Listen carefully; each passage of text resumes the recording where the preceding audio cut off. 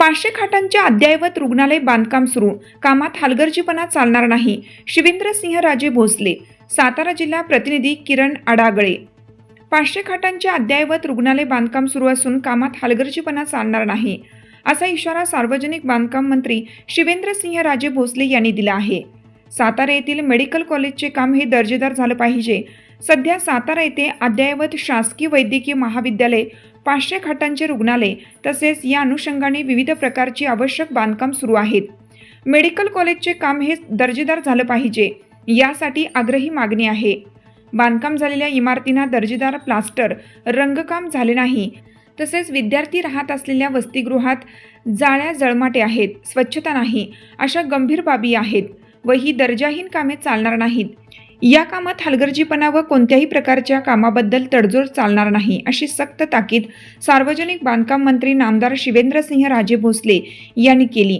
सातारा येथील छत्रपती संभाजीराजे शासकीय वैद्यकीय महाविद्यालय इमारत बांधकाम तसेच 500 खाटांचे रुग्णालय बांधकाम युद्ध पातळीवर सुरू आहे. टप्पा क्रमांक 1 मध्ये झालेल्या तसेच टप्पा क्रमांक 2 मध्ये सुरू असलेल्या कामांची पाहणी आज नामदार शिवेंद्रसिंहराजे भोसले यांनी केली. या प्रसंगी बोलताना सांगितलं.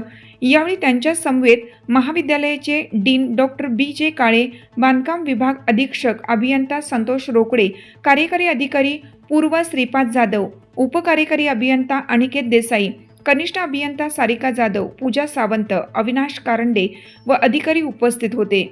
नामदार शिवेंद्रसिंहराजे भोसले यांनी टप्पा क्रमांक 1 मधील मेडिकल कॉलेज इमारत, रुग्णालय इमारत वर्ग 1 ते 2 नामदार शिवेंद्रसिंहराजे भोसले यांनी टप्पा क्रमांक 1 मधील मेडिकल कॉलेज इमारत, रुग्णालय इमारत वर्ग 1 ते 4 इमारत, स्वयंपाकगृह व भोजन कक्ष, वसतिगृह इमारत, शवागार, संरक्षक भिंत, रस्ता यांचे झालेले काम तसेच टप्पा क्रमांक 2 मध्ये महाविद्यालय, फॉल्स सिलिंग, फर्निचर, पार्टिशन, रुग्णालय इमारत, ब्लॉक वर्ग, बाह्य प्लास्टर, वॉटर प्रूफिंग, वसतिगृह आदी कामांची पाहणी केली व काही त्रुटी असल्याने नामदार शिवेंद्रसिंहराजे भोसले यांनी निर्देश दिले.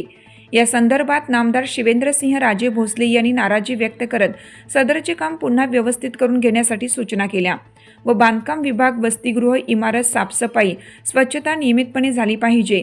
स्वतः बांधकाम विभाग अधिकारी यांनी लक्ष ठेवण्यासाठी सक्त सूचना दिल्या आहेत.